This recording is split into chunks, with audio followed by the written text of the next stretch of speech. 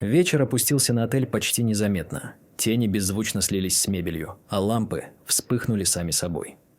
Внутри становилось ясно. Здесь вечер не заканчивается никогда. Он просто бродит по коридорам, не зная сна. Стол был накрыт наспех, но выглядел так, будто сошел со старинной открытки. Деревянные миски, тусклый свет лампы, пузатая бутылка вина и дымящаяся миска с жареным мясом, от которой поднимался пар, как благовоние. Гости уже расселись вокруг, каждый занял свое место. Кто-то неловко, кто-то с привычной неторопливостью. На заднем плане мелькала жена Майкла, суетилась приготовлениями, бесшумная, безэмоциональная, словно просто элемент интерьера. Перед началом ужина хозяин наклонился вперед, медленно провел рукой за голову и затянул повязку туже, будто затягивал повязку не на голове, а на собственных сомнениях, чтоб сидели тихо.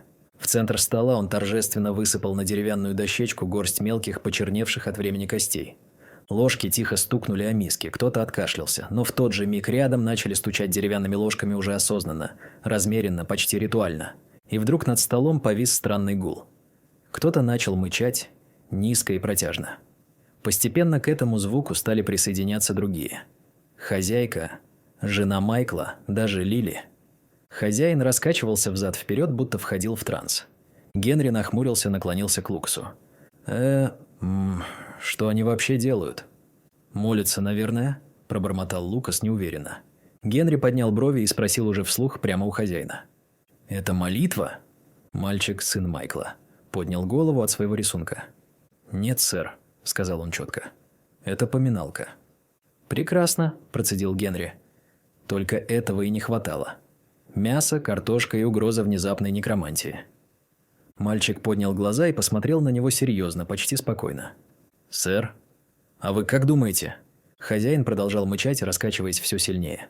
Жена Майкла подхватила ритм ложками, отстукивая его будто с детской точностью. Ребенок снова склонился над рисунком. В углу страницы угадывались тени, вытянутые руки и человек в маске. Генри только смотрел, оцепенело, как будто попал в сон, который кто-то выдумал заранее. И вдруг, в какой-то миг, все заглохло.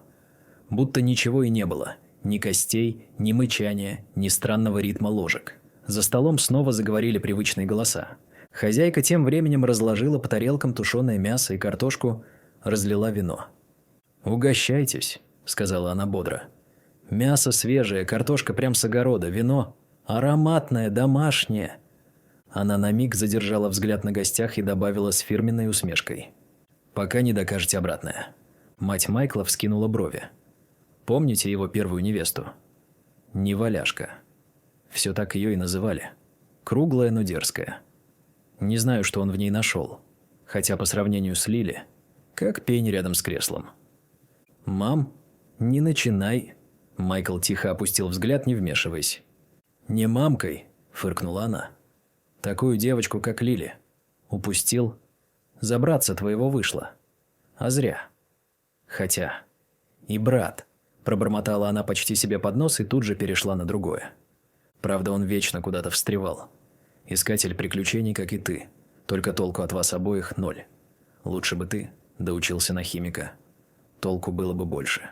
А то и учебу, и все остальное бросил. Пошел бы, как отец, работать на калач». Генри приподнял бровь. «Калач?» «Ну да», – махнула рукой мать. «Там как-то переводится, я не помню. Не суть. Это наш местный химический завод. Там хорошо платят».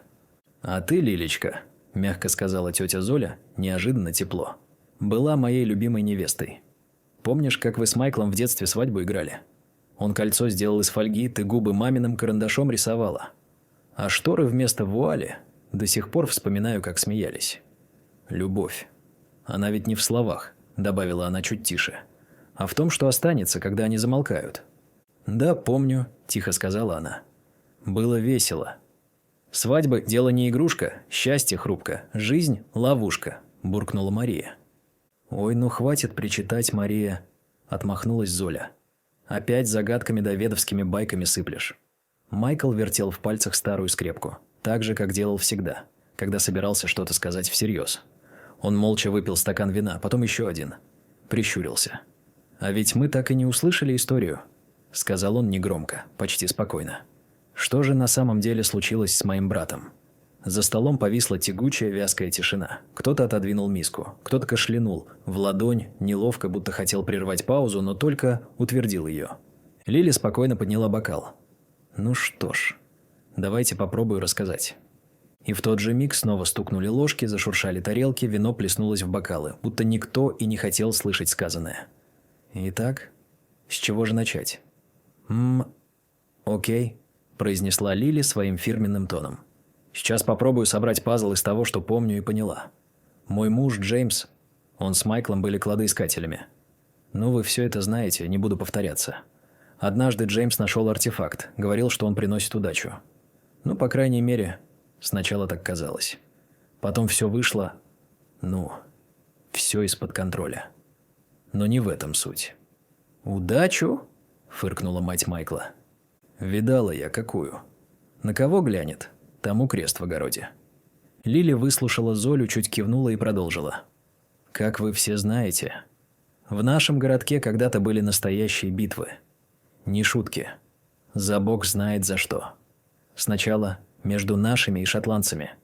Потом уже внутри сами перегрызлись. И вот на этих старых полях сражений, продолжила Лили, спустя годы копали многие. Это я так, для гостей. Там искали разное снаряжение, оружие, артефакты». Она пожала плечами. Хотя, по сути, все искали одно и то же. Какую-то силу. «Простите, что перебиваю», – подал голос Лукас, указывая на бутылку. «А это что за напиток? Никто не пьет?» Золя сдержанно улыбнулась. «Это Майкла и его жены изобретение. Сидр». «Ой, да не сидр!» – резко отрезал Майкл. «Это эль». «Да какая разница?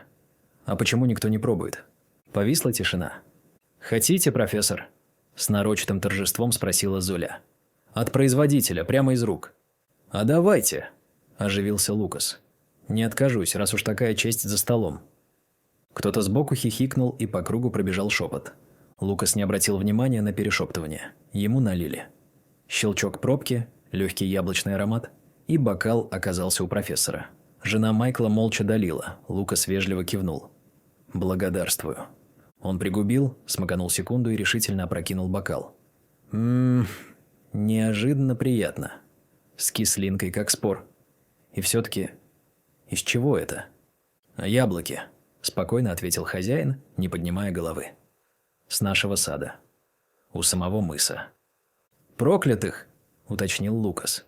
Бокал чуть дрогнул в его руке. Он аккуратно вытер губы полотенцем и, будто сам себя успокаивая, пробормотал. «Ну ладно. Один раз можно. Продолжайте рассказ. Простите, что отвлек». Лили перевела взгляд на Майкла. А потом, как вы помните, почти все раскопки стал финансировать адвокат. Со своей шайкой. «Ну, да, я был в курсе», – неохотно признал Майкл, поглядывая вбок. «Он тогда нашел тот странный артефакт. Я ему говорил, отдай им и забудь. Но ты же знаешь, какой он был». «Вот только я так и не поняла», – тихо сказала Лили. «Ты тогда уже знал, откуда у него это? И что он собирался делать?» Она задержала взгляд, потом спросила прямо. «А ты сам его видел?» Майкл покачал головой. «Нет. Он только говорил о нем.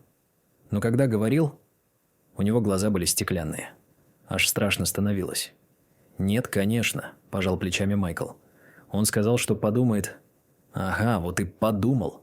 Вроде бы нашел покупателя, так сказал. Хотя я думаю, никого у него не было. Только эта идея в голове».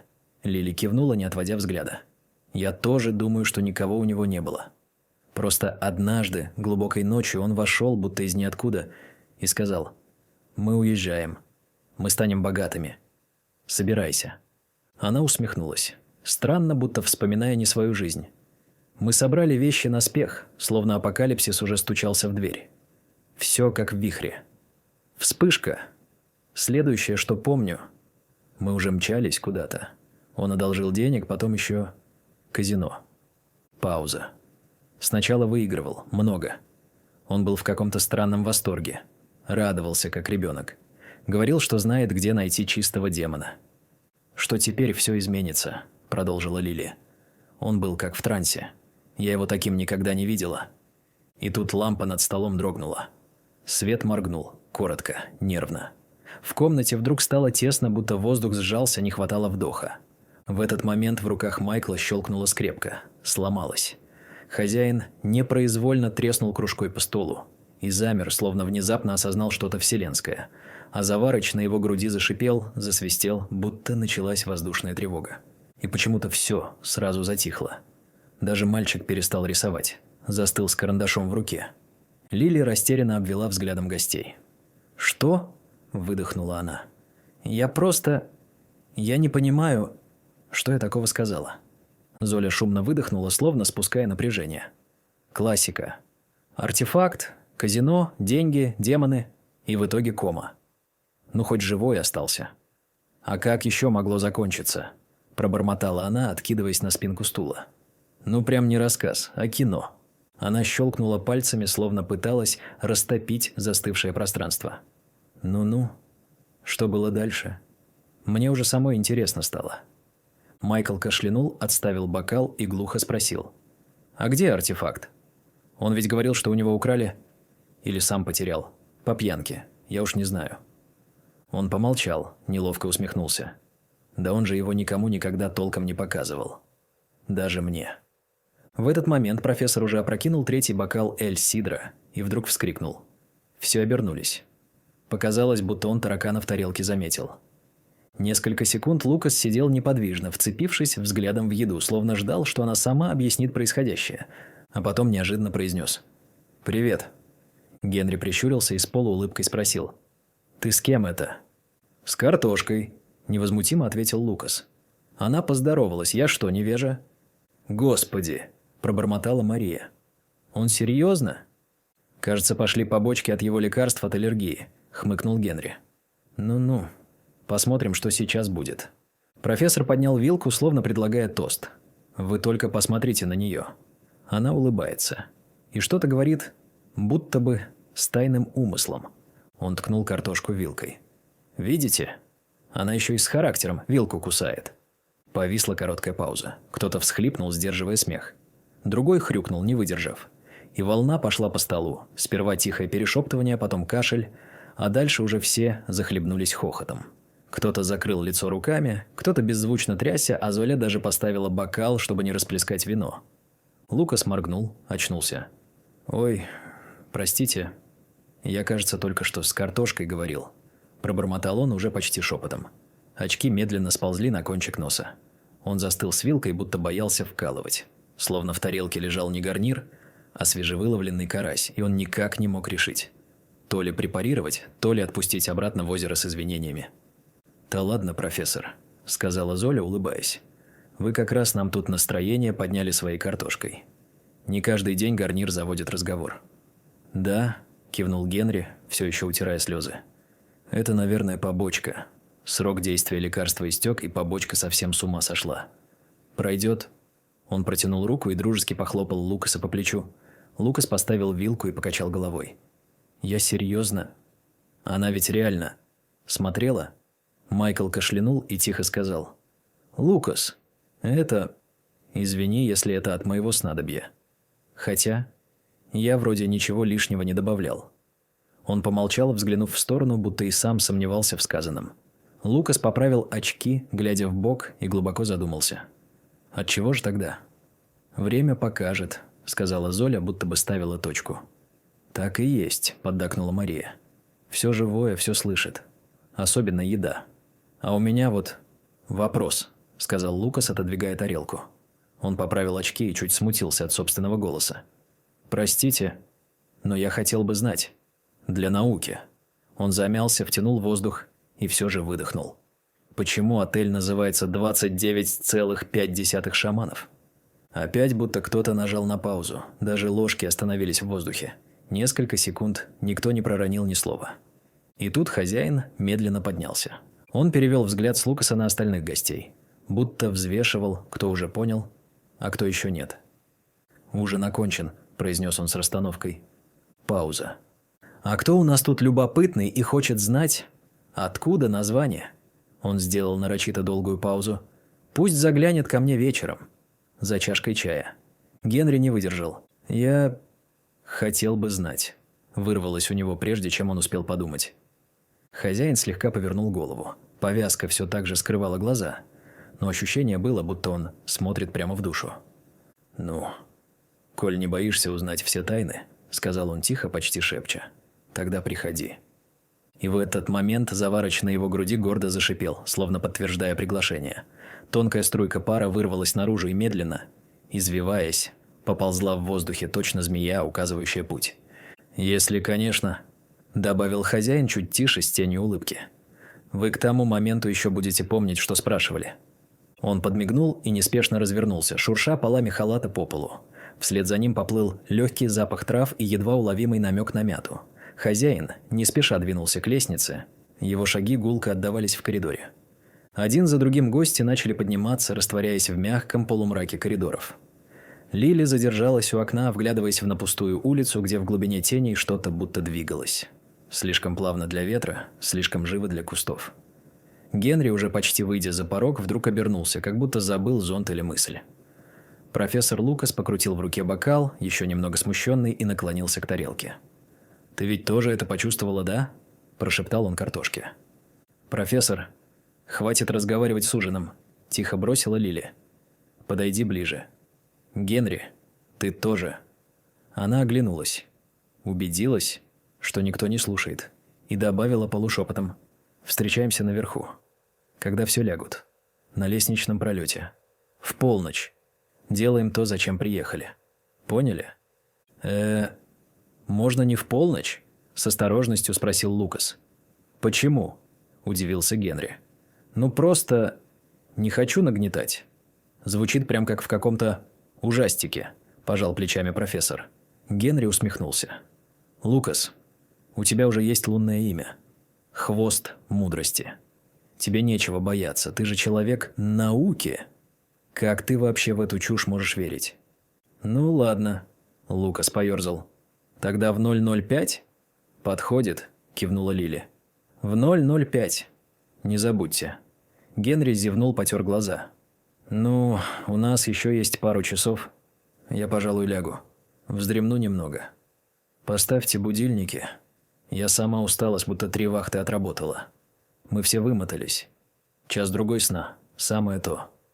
А я, наверное, в душ пойду. Тут как с водой?» – спросил Лукас, поднимаясь. «Ну, так себе», – ответила Лили. «Лучше пораньше иди, а то горячее быстро заканчивается. А я, наверное, пойду к хозяину. Он говорил, что может рассказать про отель. Интересно все же». «Ты с ума сошел?» – вскинулась Лили. «Во-первых, у нас скоро дело. А во-вторых...» Она понизила голос почти шепотом. «Про него говорят. Там время плывет по своей оси. Заснешь и проснешься уже в другой эпохе». Генри замер с полуоткрытым ртом. «Ой, да ладно!» Он хмыкнул, хотя голос предательски дрогнул. «Хочешь сказать, нам мало странностей за сегодня?» Тихо заметила Лили, глядя прямо на него. Генри махнул рукой, будто отгоняя назойливую мысль, и буркнул.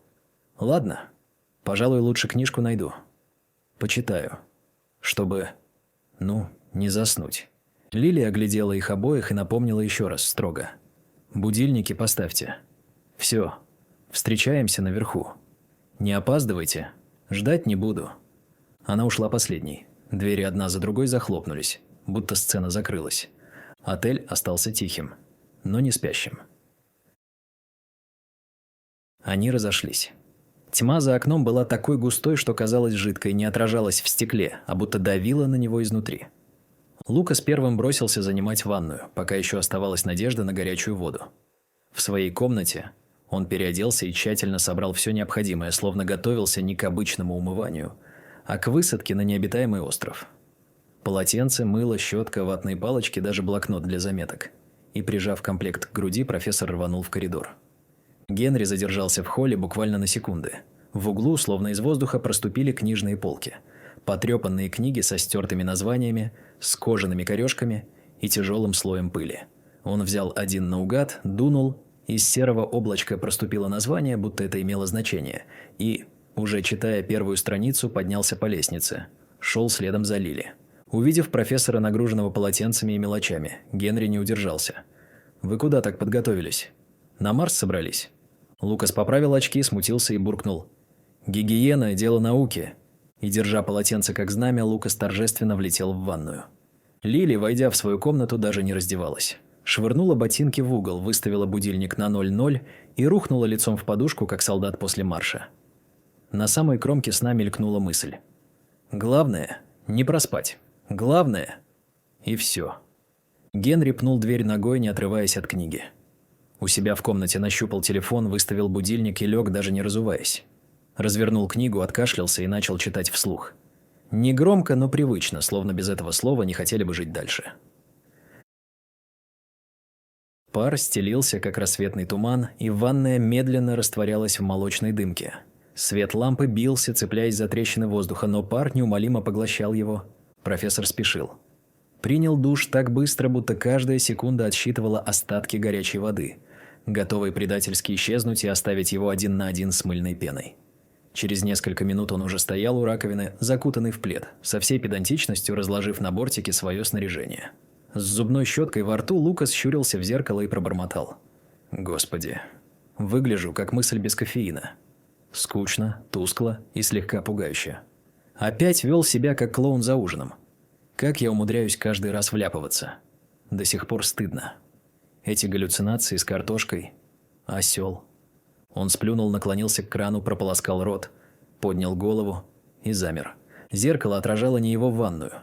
Позади вместо плитки и полки с шампунями проступала другая комната. Будто кто-то сменил декорацию, пока он моргал. Облупившиеся стены, пыльный пол в углу, массивная мебель, накрытая выцветшей простыней. Воздух за стеклом казался таким густым, будто в нем застрял запах мха и подгнившего дерева. Лукас моргнул, криво усмехнулся. Ну вот. Опять началось. Галлюцинации, привет. Ну хоть никого нет. Рядом уже хорошо. Но воздух за стеклом дрогнул, словно в нем колыхался туман. Из зыбкой пелены проступила высокая ваза в форме свернувшейся змеи. Из раскрытой пасти тянулся стебель, похожий на спираль. Жилки светились тонким фосфоресцентным узором, а лист дрожал, будто в нем текла живая мысль. А затем возникла она, высокая, бледная, в старинном платье с собранными волосами. Стояла прямо за его спиной. Не двигалась. Лукас не оборачивался. «Да ладно. Ну, конечно», – проворчал он. «Классика всех дешевых ужастиков. Сейчас повернусь, и никого. Скука смертная. Сначала картошка, теперь ты. Боже, почему это всегда происходит именно со мной? Я же уже не тот симпатяга, что раньше, чего вы ко мне все идете». Он повернулся. Она стояла. Все так же. О боже!» – заорал Лукас. Отпрыгнул, врезался в полку, запутался в пледе и шлепнулся на плитку. «Она настоящая! Черт! Она не исчезла!» Она подняла кувшин и зачерпнула воду прямо из его раковины. Лукас вздрогнул. Вода зашумела по-настоящему, брызги холодом ударили в руку, пробрав до костей. Он сипло выдохнул, качнувшись вперед. Слишком реальная. Галлюцинация. Женщина медленно полила растение. Земля под ним зашипела, будто приняла не воду, а живой огонь. Лукас вцепился в край раковины. Плед сполз с плеч. Очки съехали на кончик носа. Губы задрожали от ужаса и восторга вперемешку. И почти молитвой сорвалось. «Боже мой! Диоскореа хипербореа!» Слово сорвалось с его губ как признание, которое он никогда не решался сказать вслух. Женщина подняла взгляд. На зеркале выступил морозный налет, и на нем, тяжелым как приговор, проступили буквы. «Реус эст». Зеркало будто зазвенело тишиной. Лукас моргнул, губы задрожали. «Он виновен», – прошептал он, словно повторяя чужой приговор. И вдруг осекся, отшатнулся к стене. «Кто? Я? Почему сразу я?» – зашептал профессор, срываясь. «Я вообще вегетарианец? Почти. Господи, зачем я это сказал?» Женщина медленно обернулась и растворилась в дверном проеме. Осталась только рука, белая как мел, манящая пальцем сюда. «Не-не-не», – затряс головой Лукас. «Этого не происходит. Это не я. Я даже картошку не доел. И вообще я с пледом». Палец в проеме пошевелился строже, настойчивее. «Ладно, ладно, иду», – выдохнул профессор. Закутался плотнее, встал, поправил очки и с обреченным видом пробурчал. «Я же предупреждал. В газете писали. Не ходите, дети, в гости к призракам». А я, как дурак, снова без шапки пошел. Он открыл дверь и вышел в коридор. Замотанный в плед, босиком, побледневший, с видом человека, которого сама гостиница уже готова была записать в список призраков. Генри вздрогнул и сел на кровати. Тишина. Только старая батарея тихо постановала в темноте. Но крик был. Он точно его слышал. Хриплый, из ванной. Он осторожно вышел в коридор. Свет почти не горел, лишь лампа у лестницы мигала с каким-то нервным тиком. «Лукас!» – позвал он полушепотом. «Ты чего орешь?»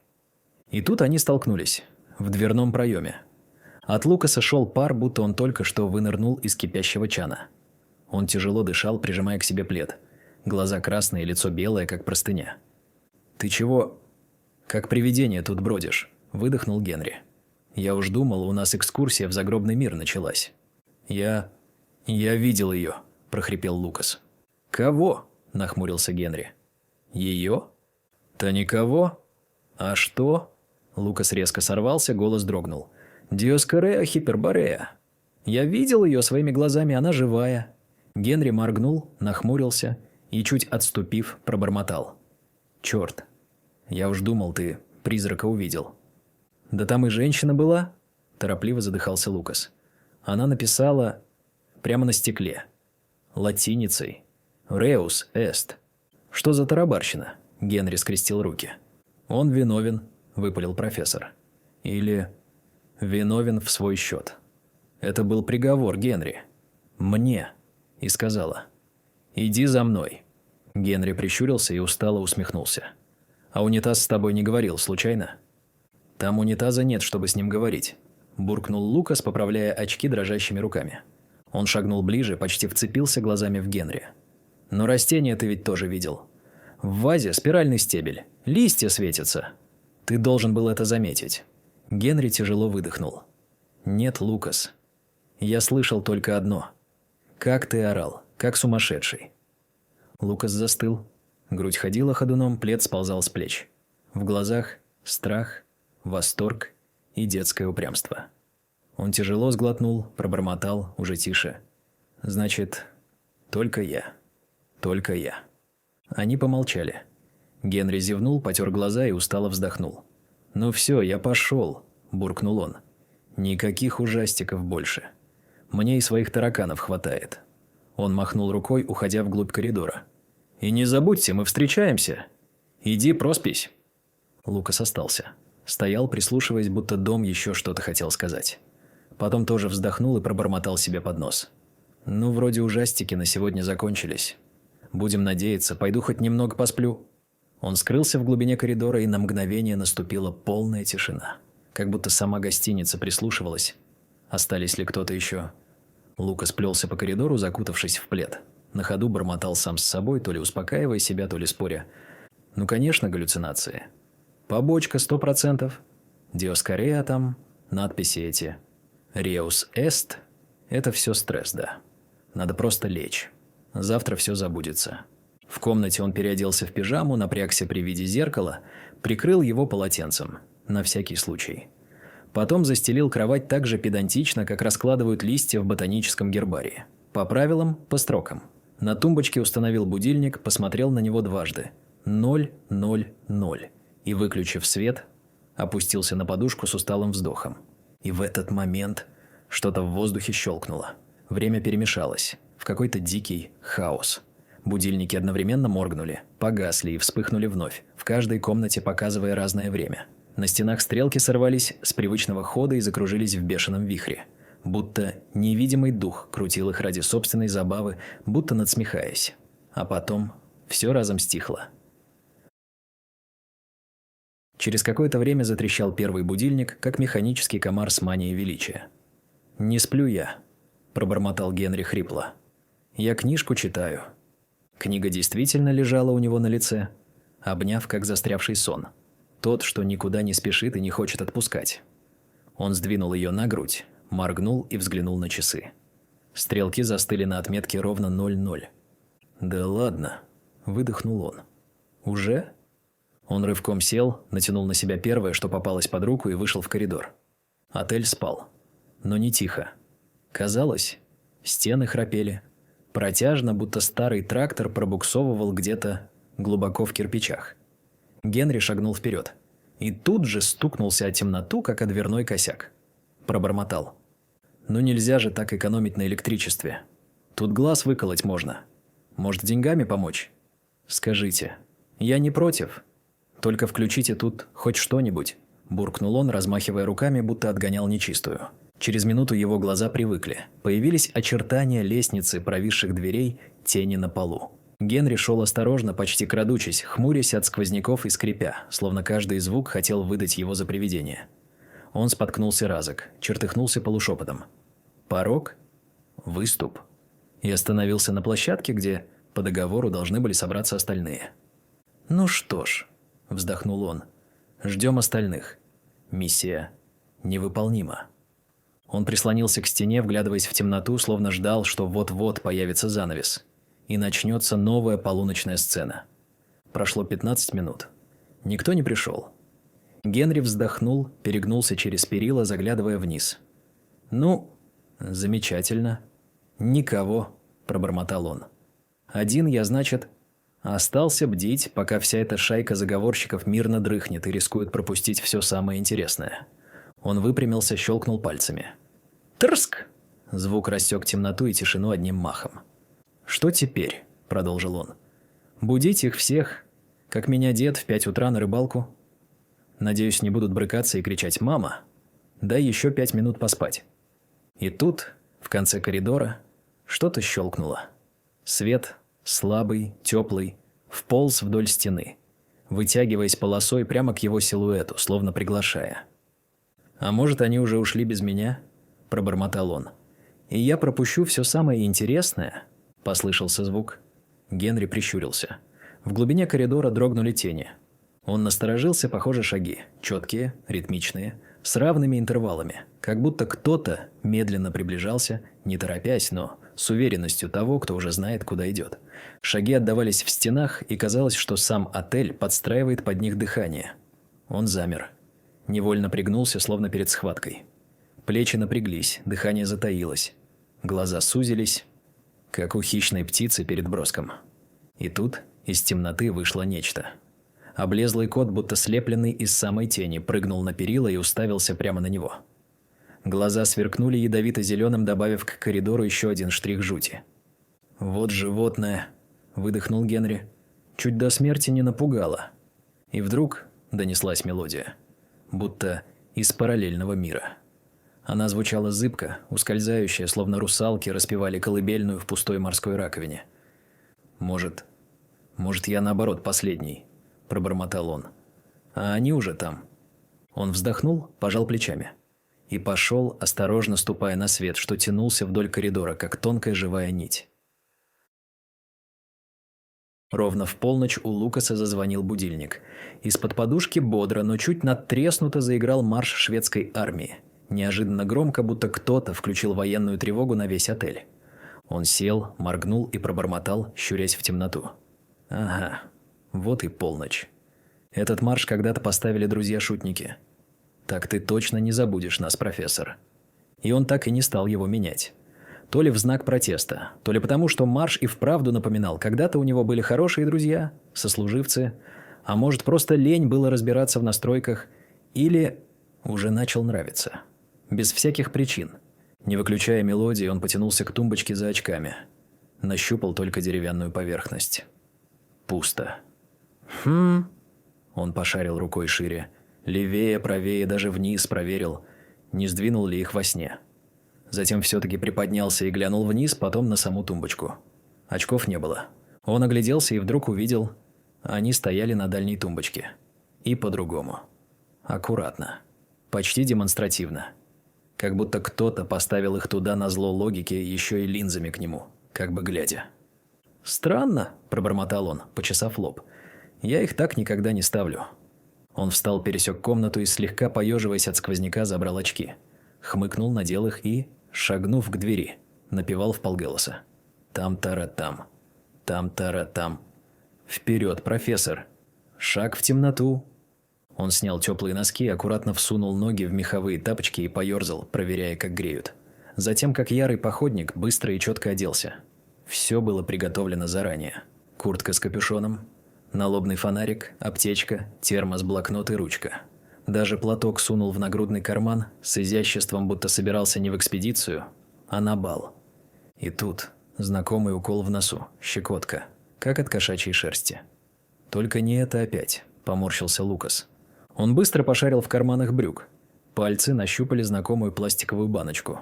Повертел ее в пальцах, пробормотал себе под нос. «Так вот вы где...» «Мои... антисопли?» – хмыкнул. Снял крышку, вытряхнул таблетку в ладонь и закинул в рот. Огляделся в поисках воды. Ничего, ни стакана, ни бутылки. «Да чтоб тебя!» – пробормотал и сглотнул таблетку в сухую, вместе со слюной дернув плечом, будто помогая, запихивая ее поглубже. Взяв плед в руки, он поморщился. Держать его оказалось неудобно. «Черт с ним!» – буркнул профессор. И просто накинул плед на плечи, словно случайный плащ, добавив себе вид странного шамана-бурито. «А случаи бывают разные», – философски заметил он, глядя в зеркало. Зеркало молча кивнуло. И только потом он понял. Сам он не кивал. Лукас замер, напряг шею, чуть наклонился вперед. Но отражение уже просто стояло. Как и должно. Он молча потянулся к выключателю. Щелк. Свет погас. Он открыл дверь и сразу оказался в коридоре, затянутом густой паутиной теней. Лукас застыл. Он щелкнул налобным фонариком, луч света выстрелил вперед. Резкий, узкий, почти спасительный. «О, работает!» – выдохнул он с облегчением. Но не прошло и 5 шагов, как фонарь мигнул, хрипло пискнул и погас. «Что?» – Лукас замер. «Да ну, я же новую ставил». Он на ощупь потрогал корпус, постучал по бокам, потряс батарейный отсек. Фонарь ослеп, будто ночь сама выдернула у него батарейку. «Отлично», – пробормотал он. «Добро пожаловать в царство тьмы». Он постоял, вдохнул. Тьма не расступалась, казалось, наоборот, приближалась. «Ну ладно», – выдохнул он. «Пойду так. Шаг. Еще шаг. Ну прекрасно. А где тут вообще свет включается?» – пробормотал он вслух. «Господи! Что за шутки? Кто, черт возьми, выключил реальность?» Он вытянул руки вперед, ступая осторожно, как слепой археолог в заброшенном храме. «Хоть факел зажигай тут», – пробормотал он, морщась. Темнота вокруг будто сжалась. Он все еще тихо напевал марш, придавая себе бодрости, словно это могло отпугнуть призраков. Там-тара-там. Шаг в темноту. Профессор готов к контакту. Бубнил он, как солдат перед боем. Если что, тапочками отобьюсь. Сделал шаг, потом другой. И врезался в стену. «Ай!» Нащупал ручку, приоткрыл шкаф. «Ну, конечно!» – фыркнул он. «Коридор духов. И я. В пледе, между прочим». Он повернулся, и в зеркале что-то дернулось, как будто отражение замешкалось. Лукас шагнул вправо. Отражение задержалось на месте. Еще шаг. И снова не в такт. «Так, стоп», – прошептал он. «Я не схожу с ума.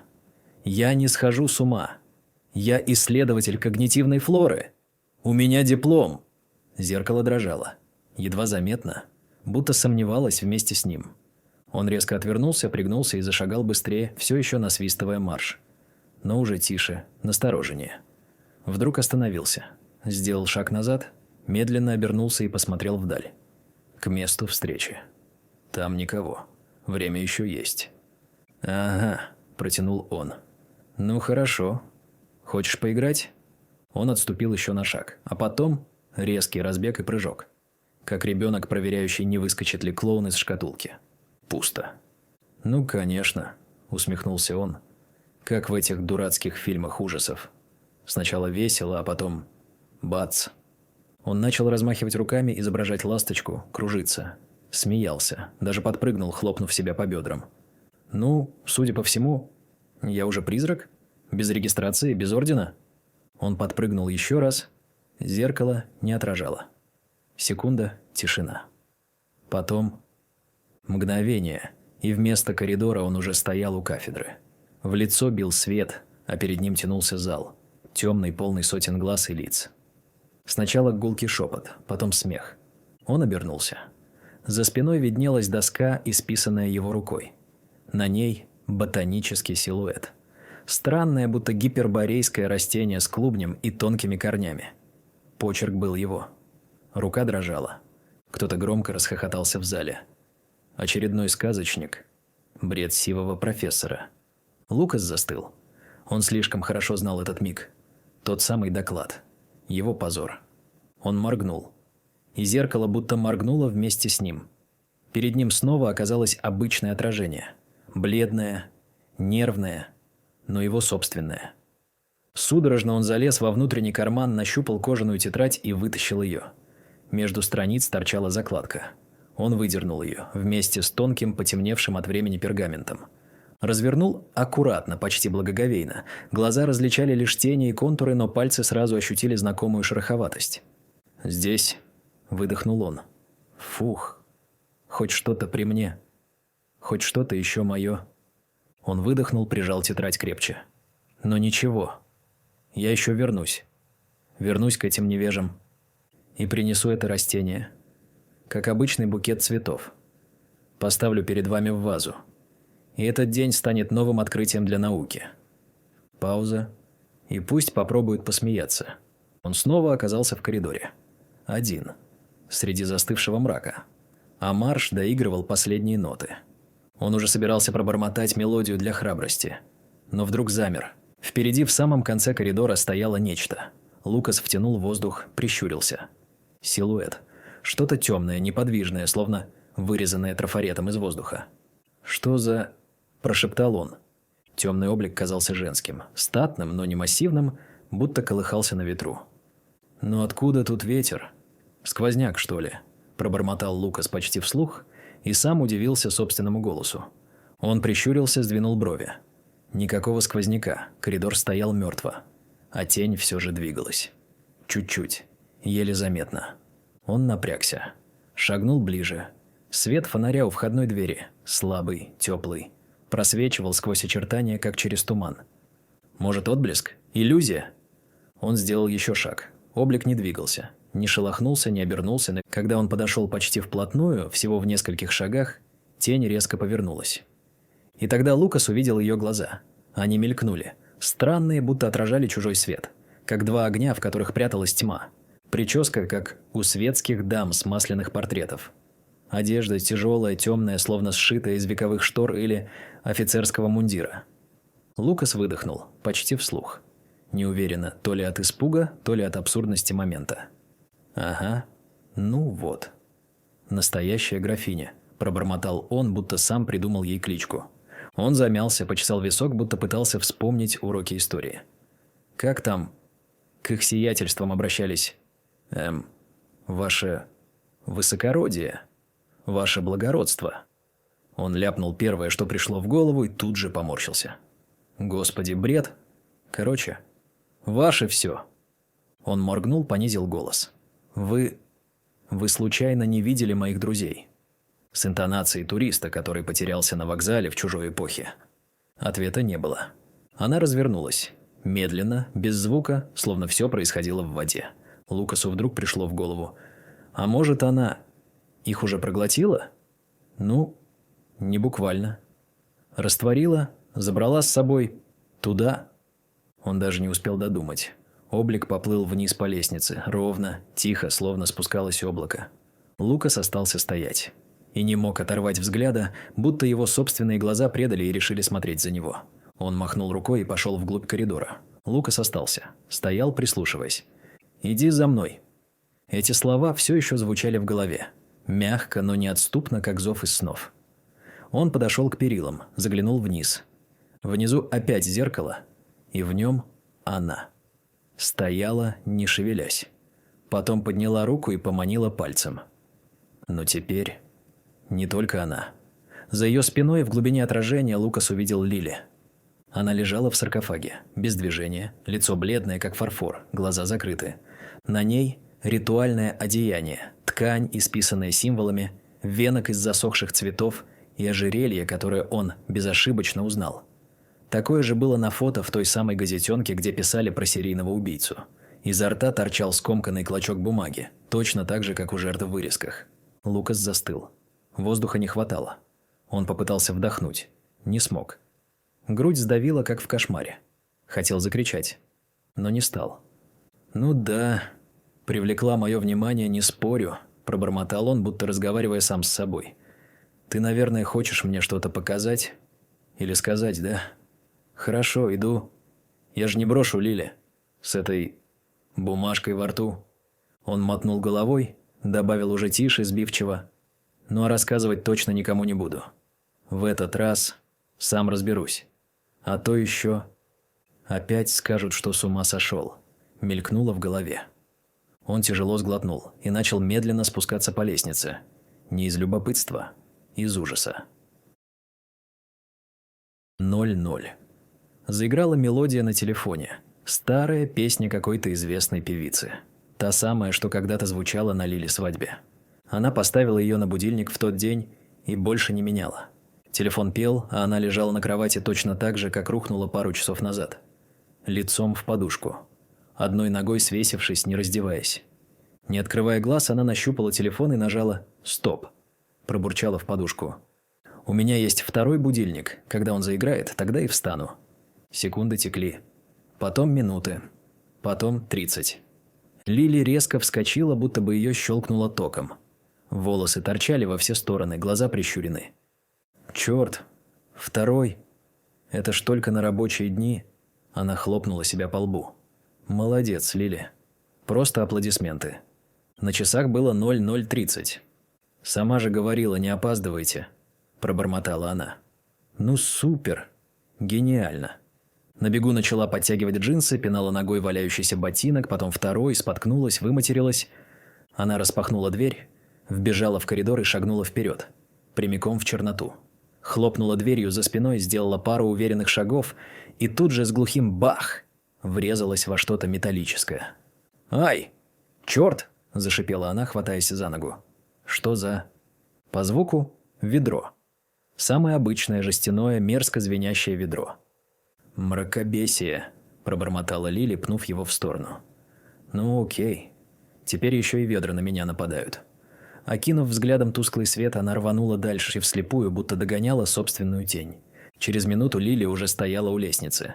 Пусто. Произнесла она, озираясь. «Так, опоздала или нет? Или не опоздала? Или они уже без меня все начали?» Пауза. «Или проспали? Или...» Она махнула рукой, отсекая мысли. «К черту!»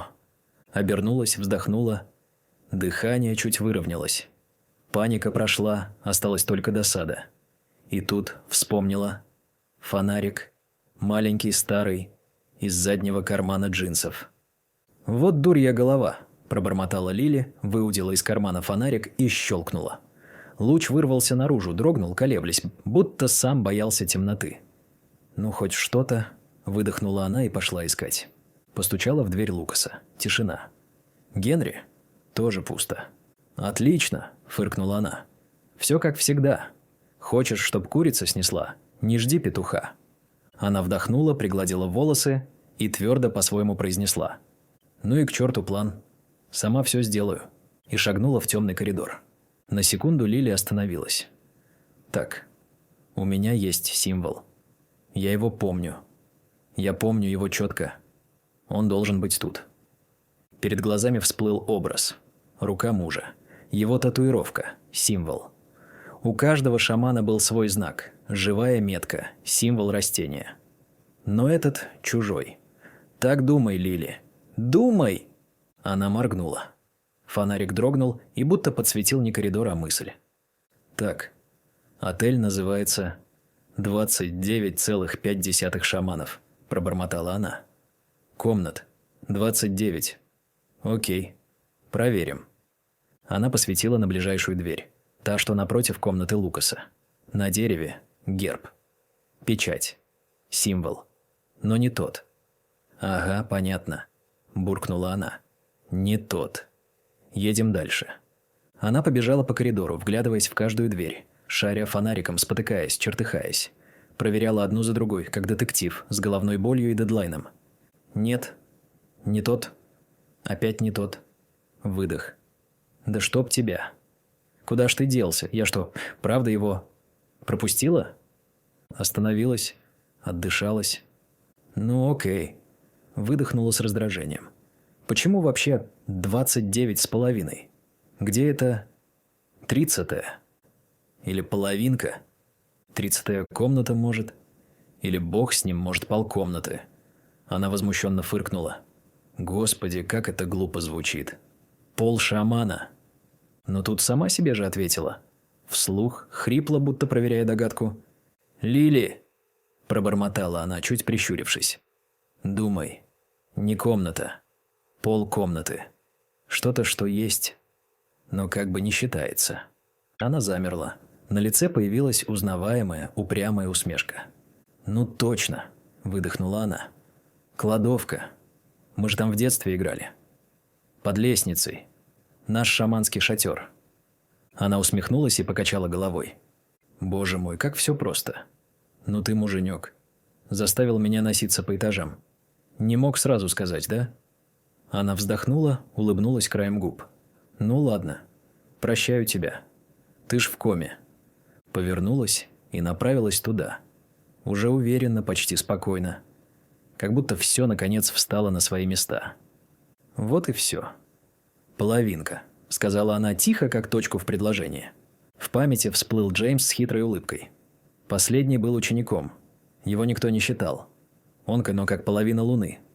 0,5. Лили обернулась.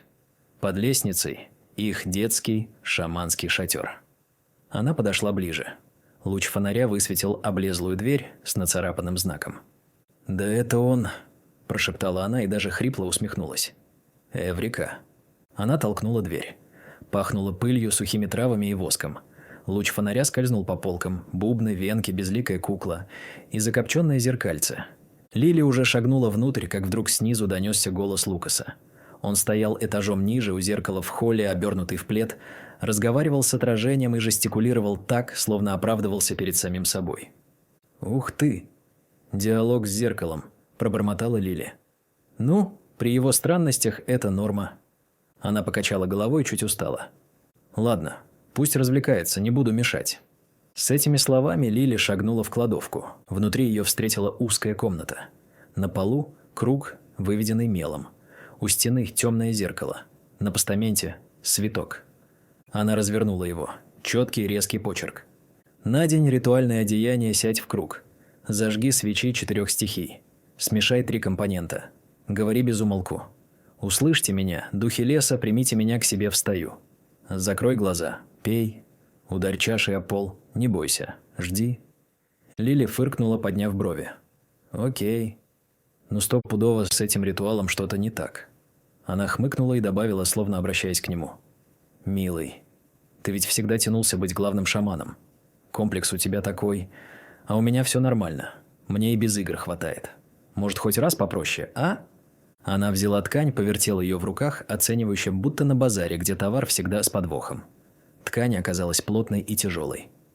«Занавес с бабушкиной дачи», – пробормотала она, натягивая. Накинула, скосила взгляд в зеркало. Месть богини за неудачный ритуал. «Отлично». Она скривилась, поправляя складки. «Господи. Я сама как призрачная ведьма с похмелья. Кто тут кого вызывать должен?» Лили опустилась в круг, колени хрустнули. «Спасибо, суставы, что напомнили. Мне не 20», – пробормотала она. Зажгла свечи. Первая тут же погасла. «Окей. Огонь. Не тупи», – буркнула Лили и прикрыла его ладонью от сквозняка. Перед ней стояла чаша и коробка с ингредиентами. 3 пузырька с кривыми этикетками. Звуки леса, болотный мох, сердце зайца. Ну вот, отличный наборчик. Прямо Маргарита из местного бара. «Лимончика сверху только не хватает», – усмехнулась Лили. «Ладно, поехали». Она взяла все компоненты, вылила в чашу и тщательно размешала. Замерла. Зеркало оставалось темным, как стоячая лужа. Ни блика, ни намека на ответ. «Следующий раунд», – буркнула она и высыпала остатки. Дым зашипел, запахло болотом и мокрой тряпкой. «Фу, ну и гадость», – сморщилась Лили. «Джеймс, ты серьезно хотела отправить меня в мир духов вот этой дрянью?» С сомнением зачерпнула и сделала глоток. Это оказалось не просто гадко, отвратительно. Вкус, как у пережаренного лука, бродившего неделю в старом супе. Лили закашлялась, согнулась, глаза заслезились. «О, Господи! Я сейчас помру!» Выдохнула она и, отплевываясь, все же пробормотала. «Услышьте меня, духи леса. Примите меня к себе в стаю». Она подождала немного. «Ну? И где эффект?» Огляделась. «Алло, ку-ку». Я уже эту гадость выпила, все сказала. «А?» – хлопнула себя по лбу. Глаза закрыть забыла. Сжала веки, сидела, ждала. Тишина. Приоткрыла один глаз. Зеркало молчит. Вытерла нос, усмехнулась. «Блин, что я вообще делаю? В занавесе на корточках мычу». И сама себе ответила. «Старею, что ли? Ну ладно. Теперь удар об пол». Она вскочила. «Вам нужен удар? Пожалуйста». Схватила чашу и со всей силы стукнула ее об пол. Одна доска подскочила и с грохотом ударилась в зеркало. Стекло пошло трещинами и в тот же миг рассыпалось в дребезги. За ним не оказалось стены, только пустота, теплая, дрожащая, как черная вода. Из глубины донесся тихий шепот. Ее имя. Лили тяжело дышала, глядя в бездну. На нее хлынуло сквозняком, холодным, но знакомым, будто принесенным из прошлого. В нем почудился запах больничных коридоров, старой пыли и забытых воспоминаний. Вот так магия, значит. Без «не бойся», без инструкций. Просто бах и портал. Она поправила на себе тяжелое одеяние, усмехнулась уголком губ. Ну вот, всех разбудила. Сжала пальцы в кулаки, будто подбадривая себя. Пустота впереди дрожала, теплая, звенящая, как натянутая черная пленка сна. Она почувствовала, как тянет не телом, а внутри, чуть ниже сердца. Ну что ж, Лили, другого пути у тебя нет. И она шагнула. В пустоту. А в то время из конца коридора тянуло мягким, теплым светом. Где-то глубже звучала музыка, приглушенная, как из старого радиоприемника, настроенного на частоту между мирами. Генри прищурился. В проеме последней двери мелькнула тень. Там кто-то двигался. «Ага, хозяин. Видимо, и правда ждал», – пробормотал он. «Я ведь говорил, что зайду после ужина». Он подошел ближе, постучал по дереву и, одновременно приоткрывая дверь, заглянул внутрь. «Есть кто? Я как бы зашел. Как договаривались. Только если у вас там опять кости и бубны, лучше предупредите сразу». Дверь легко поддалась, и Генри шагнул сквозь невидимую завесу. Воздух внутри оказался другим, густым, влажным, с горьковатым привкусом трав и старой пыли. Пахло пыльцой, корицей и еще чем-то смутно знакомым, словно древний шкаф, слишком долго болел и теперь дышал тяжело.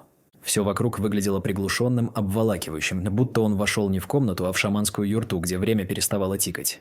На шаткой стремянке стоял хозяин. В одной руке тряпка, в другой книга. Он осторожно протирал ее, будто не просто сдувал пыль, а освежал мысли, застрявшие в страницах. Каждое движение было не уборкой, а обрядом. Мягкий, заботливый, словно он шептал колыбельную и убаюкивал саму память книги. Под нос хозяин что-то бормотал. Обрывки фраз, похожие то ли на колыбельную, то ли на заговор. «Спи, спи, слово. Завтра опять будешь будить. Не сегодня. Тише, тише». За его спиной громоздилась башня других томов, опасно кренившаяся в сторону гибели. А на груди висел пузатый заварыч. Дрожащий, булькающий, словно нервничающий вместо него. Хозяин, не глядя, пробурчал. «А, это ты. Неким. Помоги мне, бесов бубен. Книги меня уже атакуют со всех сторон». Генри молча подошел, подхватил опасную кучу томов и отнес их к столу. Один из них выскользнул и упал, потрепанная обложка с надписью «Как выйти из круга?». Механически, почти машинально Генри раскрыл книгу. «О, нет-нет, не тронь!» – вскрикнул хозяин, спрыгнув со стремянки. Он вырвал том у него из рук, придерживая Заварыча грудью. «Ты не тот, чтобы это держать. Неким трогать шаманское. Неким!» Он прижал книгу к груди и уже строже пробормотал. «И вообще, осторожно с верхней. Там обратная память. Откроешь ее, забудешь все, что знал до этого момента». Генри приподнял бровь. «Ну, конечно. А если 2 книги уроню? Вернусь в утробу». Хозяин покачал головой, серьезно, почти устало. «Нет? Тогда Заварыч решает. Не рискуй». Он выдохнул, будто обращаясь уже не к Генри, а к самому воздуху. «Думаешь, книги шаманы – это игрушки? Нет. Это не кино и не игра. Играть и быть – две разные вещи. Чтобы стать шаманом, нужна жертва. И не одна. Жертва? Прям жертва? Осторожно спросил Генри, будто проверяя. Не шутка ли это? Хозяин не ответил, только кинул на него взглядом через повязку. Генри чуть отступил в сторону, развел руками. «Я просто... помог», – сказал он сдержанно. Он помолчал, оглядел полки, тронул пальцем обложку ближайшей книги и с кривой усмешкой добавил. «Хотя, признаюсь, этот ваш шаманский дым, чай и истерика звучат для меня как сплошная чепуха». Хозяин резко повернул голову. Так точно, что Генри показалось. Он его действительно видит. Заварыч на груди будто зашипел от злости, и Генри всерьез испугался, что тот сейчас закипит и взорвется. «Ну правда ведь?» – пробормотал он. «Как могут все эти зелья, алхимия и прочая ересь помочь при нашей современной медицине и технологиях?» Он попытался сгладить неловкость и усмехнулся. «Может, покажете фокус? Чтобы я хоть понял, как это работает». Хозяин не обернулся. Голос его был глухим, почти отстраненным. «Придет время, и сам будешь показывать. Неким». Он медленно усмехнулся и произнес почти шепотом. «В твоем мире лекарство – это склянка из аптеки, с цифрой, печатью и штрих-кодом. А в другом – это кора дерева. Горечь, что держит сердце. Или корень, что разговаривает с костью». Он сделал паузу и добавил чуть громче. «В твоем месте ты думаешь, что лечит таблетка. А в моем зов духов исцеляет. Там игла в белом халате, а тут старуха с дымом и мычанием». Он замолчал, будто взвешивал слова. Потом добавил, чуть громче с насмешкой. «И скажи мне, если у нас столько ученых, разве они все проходимцы? Нет. Просто у них иная задача». Так кто же безумен? Тот, кто глотает капсулу, даже не думая, что в ней? Или тот, кто варит зелье из живого букета земли и слышит, как сама природа наливает ему в чашу? Заварыч шевельнулся, пыхнул паром, словно поставил точку. Лекарство назначает не диплом, а вера. Его дает не тот, кто учился по книгам, а тот, в ком люди видят силу, недоступную глазам большинства. Эти знания пришли от древних, от тех, кто говорил молча. И потому чужаку они всегда будут казаться безумием, как сильно бы он ни пытался понять. Генри приподнял бровь, но ничего не ответил. Он уселся на край стола, глянул на покосившуюся стену, потом снова на хозяина. «Слушайте, а почему вообще отель называется 29,5 шаманов?